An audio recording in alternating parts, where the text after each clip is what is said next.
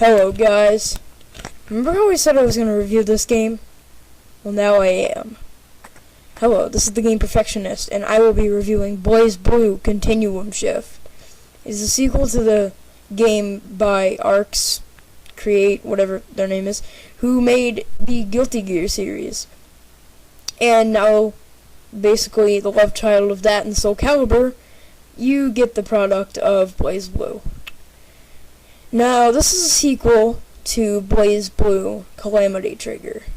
BlazBlue Calamity Trigger was a great weapons fighter, which had 12 characters. Not bad, but it's not the most characters I've ever seen in a tournament fighter. But, in this game, they add 4 more characters. They add Hazama, they add Tsubaki, Mew, and some squirrel chick. And it's really awesome. The new game has a wide variety of characters. Its roster is awesome. Even though it only has 16 characters, the game can really be extensive because the characters are really in depth. No real copies. There are sprite copies of New and Mew, which are 2 characters that are experiments, but they look the same, but none of their moves are exactly the same except for their A and B moves, I think. The C and drive moves are completely different. Now let me explain the gameplay. The gameplay is basically you have 3 attacks, an A, B, and C attack. An A attack is usually a punch, B attack is usually a kick, C attack is usually some sort of weapon or unique attack. And then they have the drive attacks. The drive attacks, I have it on the Xbox, you use A.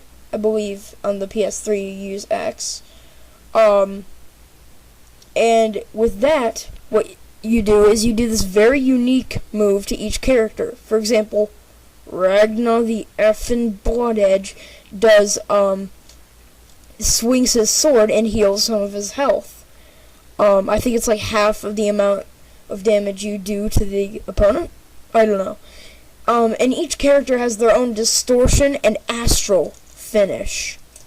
Distortion finishes are basically like what you get when you take Ryu or Sakura from, well, yes, probably, I think her name is like Sakura from Street Fighter. There was like a girl version of Ryu.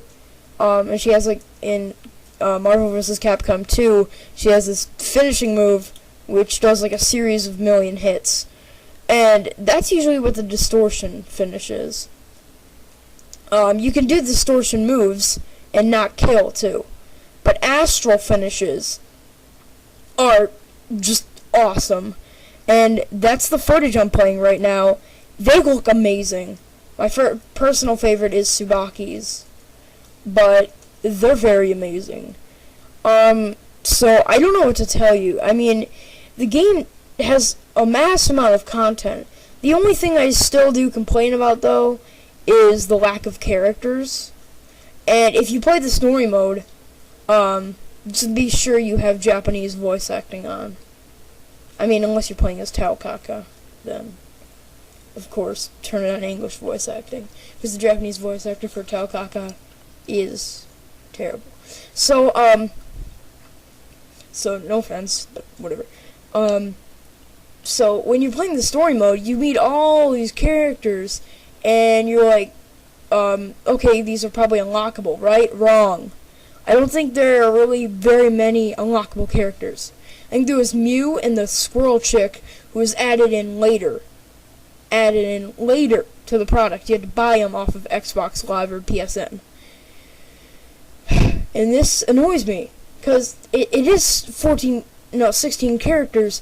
They're very in-depth, but I would have liked to see more of them. More of the characters you see in the story mode. There are a few more, so they could have made the roster like 18 characters, possibly even 20 characters. So I hope that's some DLC you guys are going to add soon. And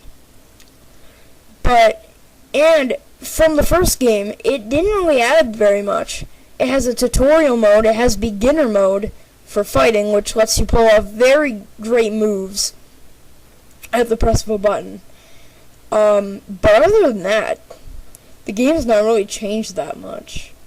It still has online play, it's still got in-depth characters, it's still got a weird blob with who can't really talk very well. It's still got every little thing in it. So, it's still a great game, and I've been playing it for the past...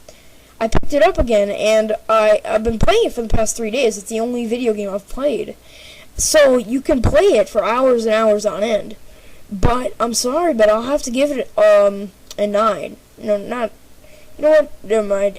An 8.5. I'll have to give this game an 8.5. Because of the smallish roster of characters, and if you don't have Microsoft points, it reduces it to 14. And I know a few friends who aren't allowed to get Microsoft points. I don't know why. Apparently it's a waste of money, but apparently they can't get Microsoft points.